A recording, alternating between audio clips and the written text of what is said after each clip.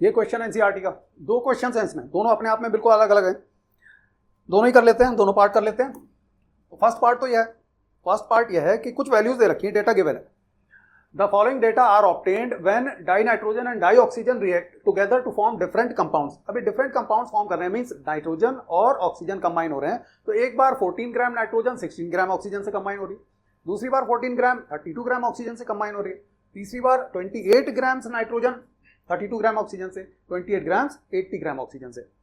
Different different compounds बन रहे होंगे यहाँ पर। क्वेश्चन है which law of chemical combination is obeyed by the above experimental data, give its statement.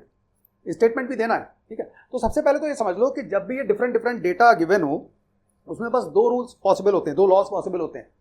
एक होता है आपका लॉ ऑफ डेफिनेट प्रोपोर्शन और लॉ ऑफ कांस्टेंट कंपोजिशन, एक ही बात है, ठीक है। Law of constant composition, definite proportion एक ही बात है, या लॉ ऑफ मल्टीपल प्रोपोर्शन। अब इसमें भी बहुत आसानी से पता लगाया जा सकता है। अगर लॉ ऑफ डेफिनेट प्रोपोर्शन होगा तो उसमें एक ही कंपाउंड होगा, कंपाउंड एक ही होगा, लेकिन उसकी 2 वैल्यूज की बात करी जा रही होंगी। लेकिन यहां पर डिफरेंट कंपाउंड्स बन रहे होंगे, तो ये लॉ ऑफ मल्टीपल प्रोपोर्शन ही होगा। तो आप देख के बस पता लगा सकते हो कि हाँ ये डिफरेंट कंपाउंड है, ये 14 है, 16 है, ये 14 है, तो ये 32 है। ऑब्वियसली इसका मतलब ये डिफरेंट कंपाउंड्स की बात हो रही है, यहां पर सेम प्रोपोर्शन नहीं है, तो ये लॉ ऑफ मल्टीपल प्रोपोर्शन होना है। लेकिन आप इसको कैसे शो करोगे और उसके बाद आप इसका स्टेटमेंट कैसे लिखोगे, उसकी बात कर लेते हैं। हम करेंगे क्या कि एक कंस्टिट्यूएंट मींस एक रिएक्टेंट की अमाउंट मास में फिक्स कर देंगे और दूसरे का मास निकाल लेंगे, उसके बाद उसका रेशियो देखेंगे कि वो एक सिंपल होल रेशियो आ रहा है ना दूसरे का या नहीं। तो इसको अगर मैं देखूं यहाँ 28 ये ऑलरेडी है और इस 14 को मैं 28 कर सकता हूं, तो मैं क्या करूंगा, मैं ऊपर वाले रेशियो को 2 से मल्टीप्लाई कर दूंगा। देखो रेशियो को, फ्रैक्शन को अगर हम मल्टीप्लाई करते हैं किसी कांस्टेंट से तो वो चेंज नहीं होता है, नॉन जीरो वैल्यू से जब हम मल्टीप्लाई करते हैं तो उसकी वैल्यू चेंज नहीं होती है। सिमिलरली यहां पर इस 14 को भी हम 28 कर देंगे, तो अब ये दोनों भी 28 हो गए, तो यहां पर मैं लिखूंगा ये 28 हो गया, ये भी 28 हो गया, ये आपका 32 हो गया और ये आपका 64 हो गया। तो अगर मैंने इनको कांस्टेंट कर दिया, ये 28 ग्राम 28 ग्राम 28 ग्राम 28 ग्राम, तो मुझे जो रेशियो मिला वो मिला 32 ग्राम 64 ग्राम 32 ग्राम 80 ग्राम। अब ये देखना ये सिंपल होल रेशियो में है या नहीं है। ये सारे के सारे अगर आप देखोगे 16 से डिविजिबल हैं, तो 16 से मैं इनको डिवाइड कर सकता हूं, मींस 32:64:32:80, ये तो है। इसको मैंने 16 से डिवाइड कर दिया, तो रेशियो चेंज नहीं होते हैं अगर हम किसी कांस्टेंट से मल्टीप्लाई या डिवाइड कर दें। तो ये आपका हो गया 2:4:2:5 and this is simple whole ratio. Integers ही तो है, कोई बहुत बड़े इंटीजर्स थोड़े ना है। तो ये प्रूव हो गया। अब बोल दोगे that if we fix the mass of dinitrogen, the masses of dioxygen are in simple whole ratio 2:4:2:5, hence they follow the law of multiple proportion। और यही डेफिनेशन है, लेकिन डेफिनेशन लिखोगे कैसे कि जिससे कि आपके टीचर्स आपको मार्क्स दें। तो डेफिनेशन का स्टेटमेंट यह है, when 2 or more than 2 elements combine to form more than 1 compound, remember what I am saying, when 2 or more than 2 elements, यहां देखो एलिमेंट्स हैं, नाइट्रोजन और ऑक्सीजन एलिमेंट्स हैं। When 2 or more than 2 elements combine to form more than 1 compound, then if we fix the mass of one element, then the masses of the other element reacting will be in simple whole ratio। तो एक statement ही है, लेकिन अब हम आएंगे NCERT में कैसे लिखा है, क्योंकि कई बार क्या होता है कुछ बहुत रिजिड टीचर्स होते हैं, वो नहीं जैसा ही एनसीईआरटी में लिखा है वैसा ही चाहिए, है ना। तो आप बोलोगे when 2 elements combine to form 2 or more compounds, then the amount of an element which combines with fixed mass of the other element is always in simple whole ratio। देखो बात एक ही है, दोनों बात एक ही है। देखो अब मैं यहां क्या कह रहा हूं, मैं कह रहा हूं when 2 elements combine, A and B combine and they form 2 different compounds, okay, so it might be AB2 or it might be AB3, right, different compounds हो गए।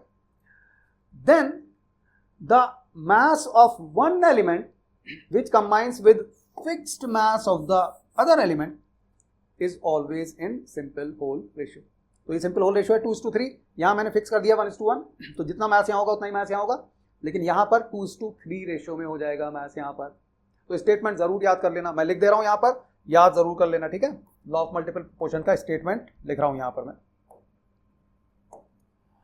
when two elements combine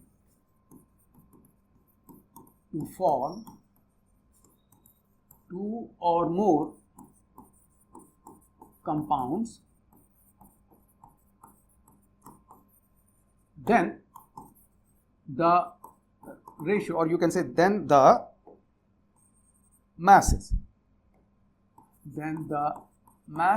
of one element, ये one element कौन सा हमारे example में B था, ये B, ठीक है, masses of one element which combine with the fixed mass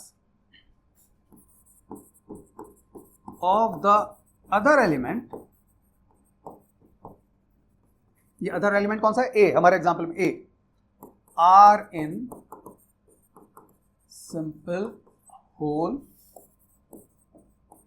ratio. Example में आप बता दोगे, जैसे hydrogen and oxygen combine, they form H2O, so hydrogen H2 plus half O2 will give you H2O, and H2 plus O2 will give you H2O2, hydrogen peroxide. So hydrogen and oxygen can form either H2O or H2O2. This is an example. Another example might be nitrogen and oxygen combined. Basically the question is the data of nitrogen and oxygen. So nitrogen NO2 can be formed, N2O4 can be formed, N2O can be formed, N2O5 can be formed. So these four data were given earlier. Statement याद कर लेना, अगर ये statement याद नहीं हुआ तो simple marks चले जाएंगे, बहुत सिंपल से मार्क्स हैं यहां पर। तो ये पार्ट तो हो गया इसका। अब आते हैं सेकंड पार्ट पर। सेकंड पार्ट बिल्कुल इससे डिफरेंट है। अब ये क्यों एक ही क्वेश्चन में दिया हुआ है, I don't know. Fill in the blanks in the following conversions. 1 kilometre कितने मिलीमीटर के बराबर है और 1 किलोमीटर कितने पिकोमीटर के बराबर है। अब इसके लिए एक आपके बुक में, एनसीईआरटी बुक में एक टेबल दी हुई है, वो टेबल पूरी याद होना चाहिए। कैसे याद करना है वो अभी बताऊंगा मैं, ठीक है, क्योंकि मैं खाली यही क्वेश्चन नहीं कर रहा हूँ, इस तरीके के जितने भी क्वेश्चन आएंगे आपके वो उससे हो जाएंगे सॉल्व। कहाँ से, और यूज तो करना ही है। जितने भी न्यूमेरिकल्स होंगे आपके, चाहे वो आपके सब बेसिक कॉन्सेप्ट्स ऑफ केमिस्ट्री के हैं, चाहे आपके और फिजिकल केमिस्ट्री के आपके चैप्टर्स हैं, स्ट्रक्चर ऑफ एटम है, बाद में आपके थर्मोडायनामिक्स है, इक्विलिब्रियम है, जितने भी फिजिकल केमिस्ट्री के 12th में भी है, सब जगह यूज होना है। इवन ऑर्गेनिक केमिस्ट्री में कई बार यूज होना है। तो ये कन्वर्जन कैसे करना है उसको याद करने का तरीका देख लो, ठीक है, उसको हम कैसे याद करेंगे। मैं यहाँ लिख रहा हूँ, आप इसको नोट कर लेना, ठीक है, नोट कर लेना। और ये बार बार जरूरत पड़ेगी, कई बार हो सकता है इस वीडियो को रेफरेंस करने की जरूरत पड़े, इसका जो एड्रेस बार में लिंक होता है उसको कहीं सेव कर लेना, अपना व्हाट्सएप कर लेना अपने आप को, क्योंकि इस वीडियो को आपको कई बार देखना पड़ेगा अगर कन्वर्जन में प्रॉब्लम आ रही तो। ये देखो क्या करेंगे हम बोलेंगे कि हमने यूनिटी लिया कि 1 मीटर है मान लो, तो हमने मीटर से स्टार्ट किया यहाँ पर, है ना, मीटर लिख दिया मैंने। तो मीटर से इधर हम चलेंगे तो डेसीमीटर, सेंटीमीटर, मिलीमीटर, और इधर लेफ्ट में चलेंगे तो आपके किलोमीटर, ठीक है, हेक्टामीटर, डेकामीटर, ये सब आएंगे।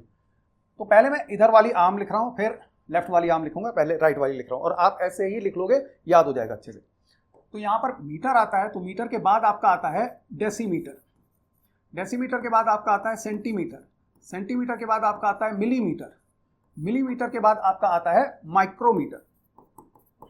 अभी बताऊंगा डिफरेंस कितना कितना है माइक्रो, ठीक है। माइक्रो के बाद आपका आता है नैनोमीटर, नैनो के बाद आपका आता है पिकोमीटर, ठीक है, पिको के बाद आपका आता है फेमटोमीटर यहां पर, ठीक है, फेमटो के बाद आपका आता है एटो, है ना, एटो। सारा डिलीट कर दिया मैंने, चलो फिर से लिखता हूं भाई, है ना।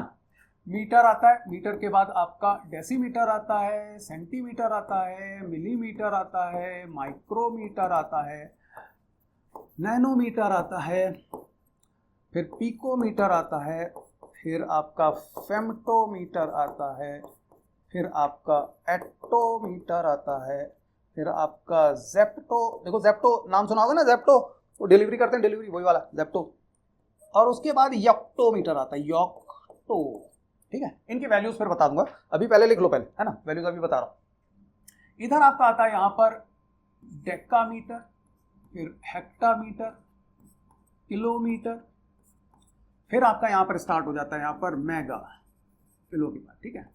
फिर यहाँ पर आपका हो जाता है गीगा, फिर आपका यहां पर हो जाता है टेरा, फिर यहां आपका हो जाता है पीटा, है ना।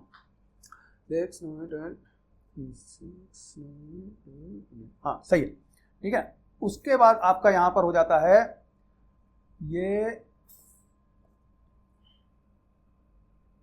बीटा तो हो गया, एक्सा हुआ एक्सा, एक्सा, और एक्सा के बाद यहां पर आपका हो जाता है जीटा, और जीटा के बाद यहां पर हो जाता है योटा, योटा, है ना। 1 2 3 4 5 6 7, हाँ ठीक है। देखो मैं कैसे याद रखता हूं, इधर मिलीमीटर और इधर किलोमीटर, दोनों के बाद 7 7 होते हैं। मिलीमीटर के बाद 1 2 3 4 5 6 7, किलोमीटर के इधर 1 2 3 4 5 6 7, याद रखने का तरीका है। यहां पर जो है ये यूनिट छोटी होती चली जाएगी, यूनिट छोटी होती चली जाएगी, इसका मतलब वैल्यू बड़ी होती चली जाएगी, है ना। तो अगर मैं 1 मीटर में बोलूंगा कितने मिलीमीटर होते हैं, मुझे पता है 1000 मिलीमीटर होते हैं ना। तो इसको याद रखने का तरीका क्या है, जैसे जैसे आगे बढ़ते चले जाओगे, यहां बढ़े, यहां बढ़े, यहां बढ़े, 10 से मल्टीप्लाई करते चले जाओ। देखो ये सब मल्टीप्लीकेशन के लिख रहा हूं मैं, डिवीजन वाला केस लिख ही नहीं रहा हूं, तो इसलिए मैं मल्टीप्लीकेशन का साइन नहीं बना रहा हूं, 10 से मल्टीप्लाई चल रहा है यहाँ पर। तो जो ये वाला एरिया है ना, ये वाला यहां तक का, इसमें 10 से मल्टीप्लाई हो रहा है, और इसके बाद जो होगा उसमें आपका 1000 से मल्टीप्लाई हो रहा है। तो मिलीमीटर के बाद माइक्रो जो आएगा 1000 हो जाएगा, 1000 हो जाएगा, 1000 हो जाएगा, ठीक है। तो मैं लिखूंगा कैसे, देखो यूनिट छोटी हो रही है ना, यूनिट छोटी हो रही है, वैल्यू बड़ी होती चली जाएगी। तो अगर मैं बोलूंगा 1 पिकोमीटर में कितने नैनोमीटर होंगे, तो 10⁻³ होंगे, 10⁻³ नहीं होंगे, क्योंकि एक नैनोमीटर में पिकोमीटर कितने होंगे, 10⁻3। तो अब देखो समझो, मान लो आपको मीटर को पिकोमीटर में चेंज करना है, मीटर को पिकोमीटर में, तो ये 1000 हुआ, 10⁻3, फिर ये 10⁻3, ये 10⁻3, ये 10⁻3, तो 3 3 3 3 12 हुआ। तो मैं बोलूंगा 1 metre is equal to 10⁻12 picometre, इस तरीके से मैं निकालूंगा। फिर ये भी 1000 होगा आपका, ये सब अब 1000 वाले आ गए। तो अगर मैं बोलूंगा 1 मीटर में कितने योक्टोमीटर होंगे, 10⁻24 योक्टोमीटर हो जाएंगे, है ना। देख लेना कैसे आएगा तुम्हारा, ये 3 हो गया यहाँ पर, फिर 1 2 3 4 5 6 7 8, 8 टाइम्स 3 आया, 8 3 24, ऐसे निकालोगे। तो 1 मीटर में कितने नैनोमीटर, 10⁹। 1 मीटर में कितने माइक्रोमीटर, 10⁶। उनकी वैल्यू भी अभी लिख दूंगा मैं यहाँ पर, ठीक है, समझो, इसको लिख रहा हूं मैं यहाँ पर। तो 1 मीटर में कितने डेसीमीटर, 10, 1 मीटर में कितने सेंटीमीटर, 100, एक और 10 से मल्टीप्लाई कर दिया। 1 मीटर में कितने मिलीमीटर, 1000, मैंने एक बार और 10 से मल्टीप्लाई कर दिया। 1 मीटर में कितने माइक्रोमीटर, 10⁶, क्योंकि 10⁻3 तो यहीं थे, 1000 से और मल्टीप्लाई करा, 10⁶ हो गया। फिर 1000 से मल्टीप्लाई करा, कितने नैनोमीटर, 10⁹, फिर 1000 से मल्टीप्लाई करा, 10⁻12, फिर 10⁻15, फिर 10⁻18, फिर 10⁻21, फिर 10⁻24, ऐसे चल जाएगा। तो 1 मीटर में कितने आपके जेप्टोमीटर होंगे, 10⁻21, कितने एटोमीटर, 10⁻18, कितने फेम्टोमीटर, 10⁻15, कितने पिकोमीटर, नहीं पिको है, पिका नहीं, पिकाबू नहीं है, ये पिकोमीटर है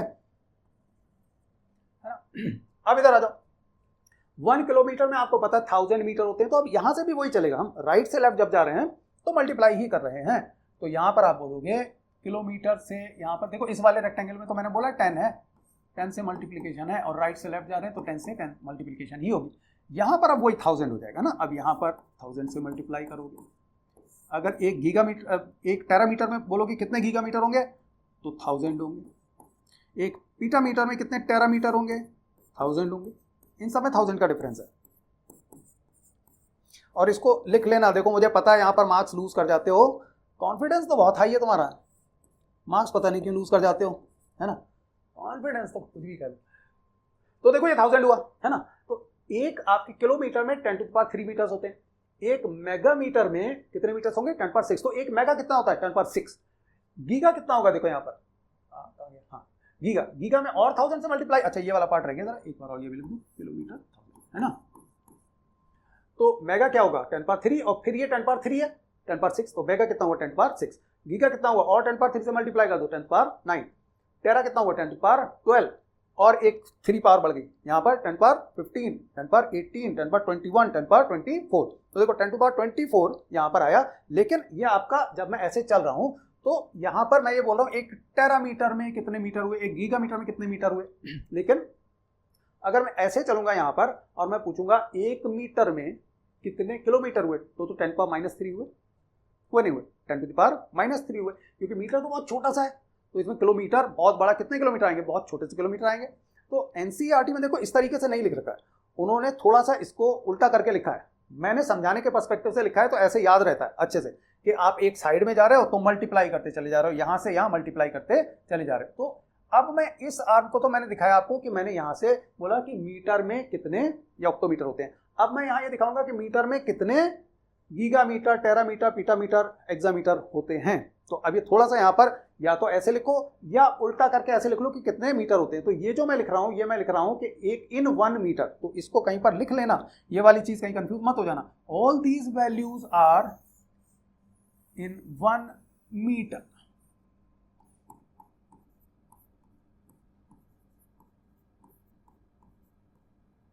है ना, इन 1 मीटर ये इतने होंगे। अब अगर मैं यहां से चलूं योट्टा से, तो एक योट्टा मीटर में कितने मीटर होंगे, देखो 3 1 टाइम, 2 3 4 5 6 7 और ये पूरा 8 8 3 24, तो अगेन 24 होंगे। तो मैं यहां पर क्या कह रहा हूं, मैं यहां पर ये कह रहा हूं कि या तो उल्टा कर लो कि मीटर में कितने होंगे, 10 पावर -24 हो जाएंगे। एक योटा में कितने मीटर होंगे, तो 10 पावर 24 हो जाएंगे। तो देखो लिखने का तरीका क्या है, लिखने का तरीका यह है कि मैं क्योंकि यूनिट से चलता हूं तो यूनिट से मैं इधर चलूंगा, जो मैंने इधर किया वो मैं इधर करूंगा, लेकिन पार अब उल्टी करता चलूंगा क्योंकि यहां पर यूनिट से कंपैरिजन हो जाएगा फिर इसमें। तो 1 मीटर में कितने डेकामीटर होंगे, 10 टू द पावर -1, क्योंकि अब मैं 10 से डिवाइड करूंगा। कितने हेक्टामीटर होंगे, 10 पावर -2। कितने किलोमीटर होंगे, 10 टू द पावर -3। मेगा कितने होंगे, 10 टू द पावर -6। अब देखो यहाँ कंफ्यूज मत होना, क्योंकि अगर मेगा में पूछा जाएगा कि कितने मीटर होंगे तो 10 टू द पावर 6 ही होंगे, वहां गलती मत करना, ठीक है। 1 megametre is equal to 10 to the power 6 metre. तो उस केस की बात नहीं हो रही है, मैं इसको फिर से यहाँ पर लिख दूंगा, ठीक है।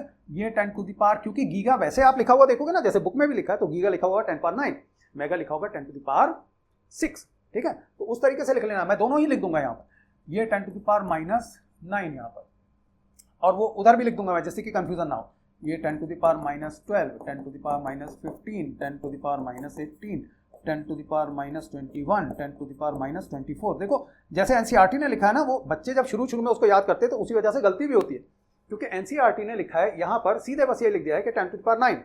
तो कई बार बच्चे क्या करते हैं, 1 मीटर में समझ लेते हैं 10 पावर 9 गीगामीटर है, और प्रॉब्लम है ये, बच्चे यहाँ पर गलती करते हैं। तो आपको अच्छे से समझना है कि हम कन्वर्जन किस साइड में कर रहे हैं, बार बार इसको समझो, करो बार बार, ठीक है।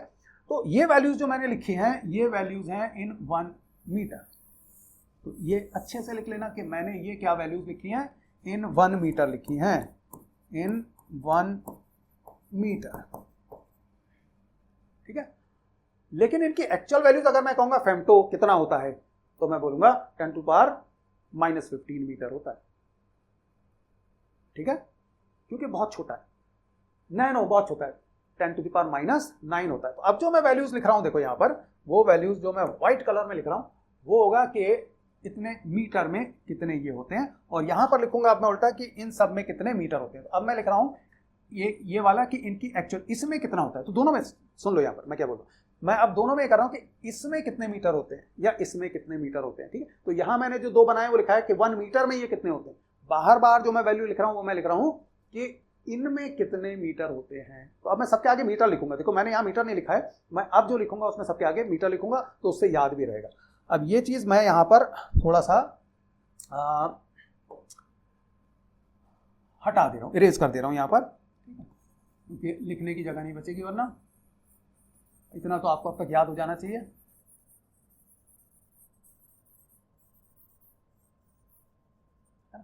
इधर का भी हटा देता हूं,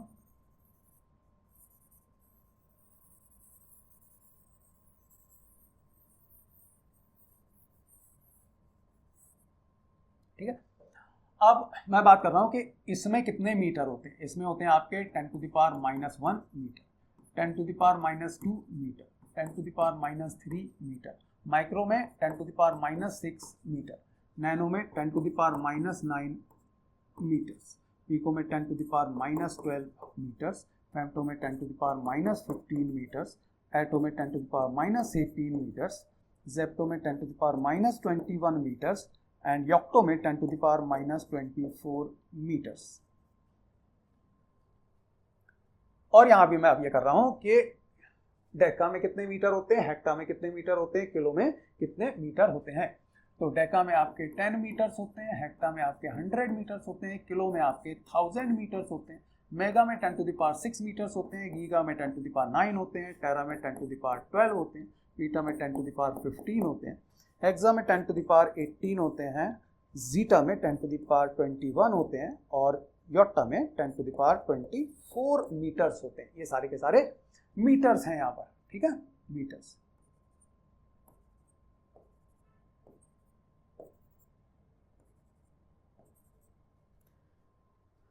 अगर इतना कर लिया, और ये करना पड़ेगा, टाइम देना पड़ेगा, अगर कंफ्यूजन है, कुछ बच्चों को होता है, शुरू में कंफ्यूजन होता है कुछ बच्चों को, ठीक है, बाद में जैसे मुझे याद रहता है वैसे आपको याद रहेगा, बस थोड़ी सी मेहनत करने की जरूरत है। एक दिन लेके बैठ जाओ, ठीक है, ये 15 मिनट्स 20 मिनट्स इसी पे लगाने बस, उसके बाद जरूरत नहीं पड़ेगी इसको याद करने की, ठीक है।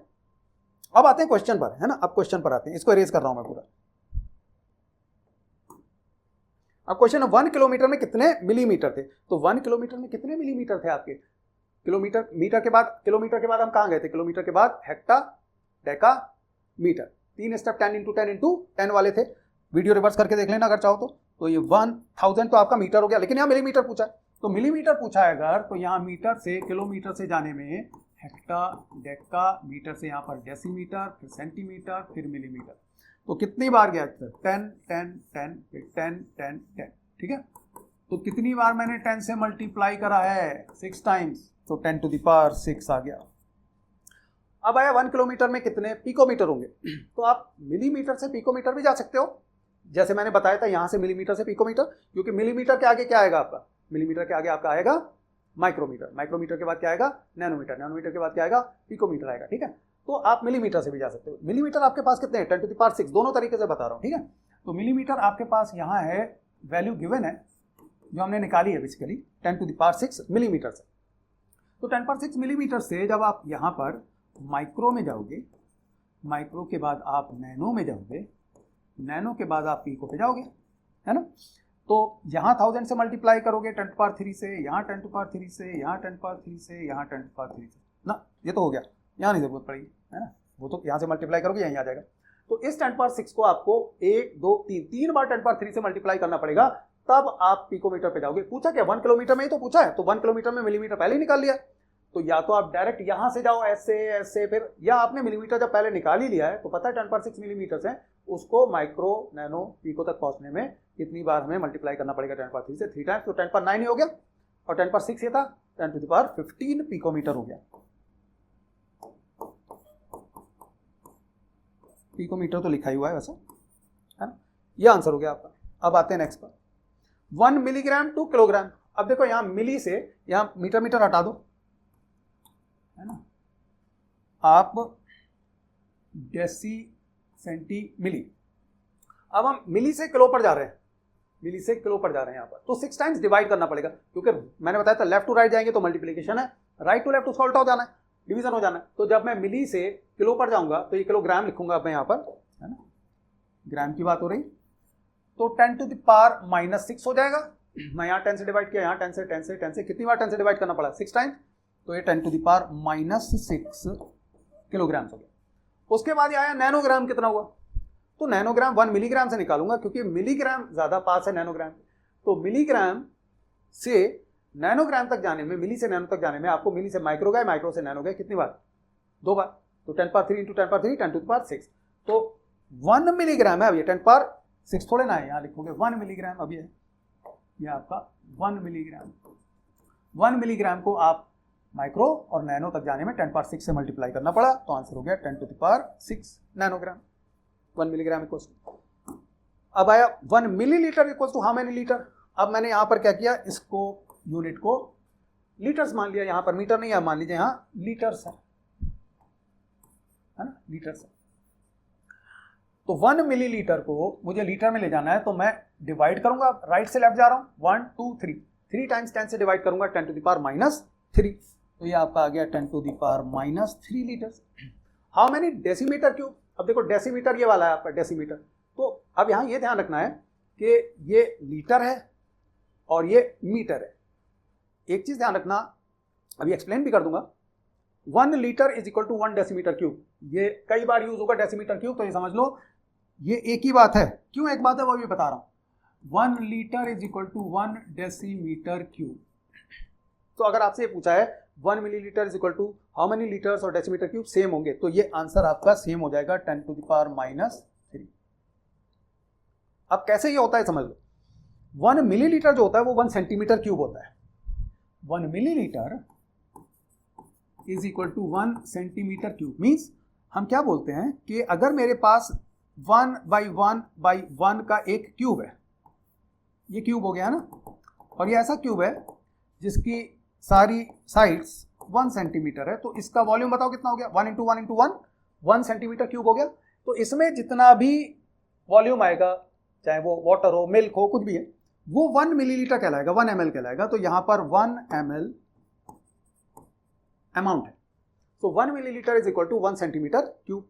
अब इस सेंटीमीटर को अगर मैं डेसीमीटर में चेंज करूं और इस मिलीलीटर को लीटर में चेंज करूं, ठीक है, तो मैं किसको कंपेयर कर रहा हूं? लीटर और डेसीमीटर क्यूब को। तो एक ही वैल्यू आएगी, वो शो करना चाह रहा हूं मैं यहां पर, तो अब उसको समझो। 1 मिलीलीटर एंड 1 सेंटीमीटर क्यूब, तो इधर मैं लीटर में चेंज करूंगा, इधर डेसीमीटर क्यूब में चेंज करूंगा। तो अब हम आते हैं यहां पर 1 मिलीलीटर एंड 1 सेंटीमीटर क्यूब, ये दोनों बराबर होते हैं। तो 1 मिलीलीटर होगा, तो मिली से जब मैं लीटर पर जाऊंगा तो 10⁻³ हो जाएगा। So it will be equal to 10⁻³ litres, millilitre से, ठीक है। 3 स्टेप्स तो मुझे लेफ्ट जाना पड़ेगा, मिली से सेंटी, डेसी एंड यूनिट। अब 1 सेंटीमीटर क्यूब को देखो, सेंटी से अगर मैं डेसी पर जाऊंगा तो मुझे 10 से डिवाइड करना पड़ता है। अगर ध्यान हो, ये मीटर था, ये डेसीमीटर था, ये सेंटीमीटर था, ये मिलीमीटर था। तो सेंटीमीटर से डेसीमीटर तक जाने के लिए मुझे 10 से डिवाइड करना पड़ेगा, क्योंकि इधर मुझे 10 से मल्टीप्लाई करना पड़ता था। तो ये आपका है 1 centimetre into 1 centimetre into 1 centimetre, ये तो मतलब हुआ 1 सेंटीमीटर क्यूब का। तो 1 सेंटीमीटर एक्चुअली क्या है? 10⁻⁻1 डेसीमीटर। 10 से डिवाइड करना पड़ेगा डेसीमीटर के लिए, इंटू 10⁻⁻1 डेसीमीटर इंटू 10⁻⁻1 डेसीमीटर। तो ये क्या हो गया? 10⁻1 into 10⁻1 into 10⁻1 10⁻³ decimetre into decimetre into decimetre, क्या हुआ? Decimetre cube. तो देखो एक ही वैल्यू आई नहीं आई, ये भी 10⁻³ आई, ये भी 10⁻³ आई। इसका मतलब लीटर और डेसीमीटर क्यूब एक ही यूनिट है, वो ही हमने यहाँ पर लिख दिया। 10⁻³ लीटर आया, 10⁻³ डेसीमीटर क्यूब हो जाएगा।